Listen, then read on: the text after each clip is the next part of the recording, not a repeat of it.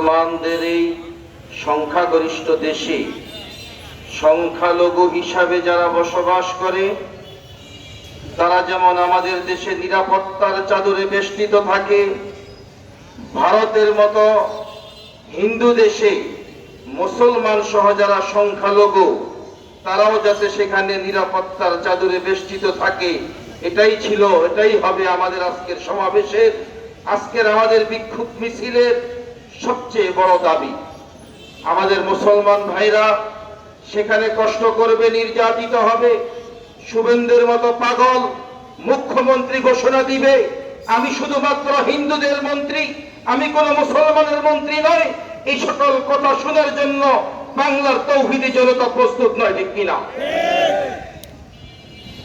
ভারতের পাশে সুখে দুঃখে আমাদের স্বাধীনতা আন্দোলনে তাদের সহযোগিতার কথা আমরা বলি না।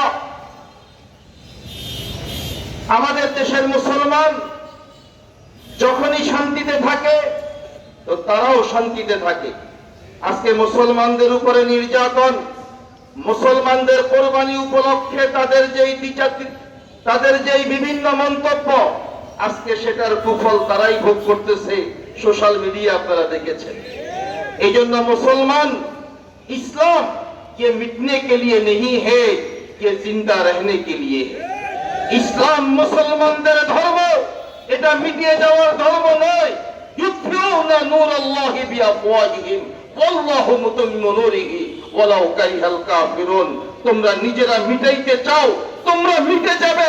ইসলাম মিটার জন্য আসে নাই, ইসলাম তো কিয়ামত পর্যন্ত জিন্দা থাকার জন্য এসেছে। আল্লাহ রাব্বুল আলামিন আমাদের সকলকে বুঝার তৌফিক দান করুক এবং হযরত মাওলানা উবাইদুল্লাহ কাসিমির নেতৃত্বে আজকের এই বিক্ষোভ সমাবেশে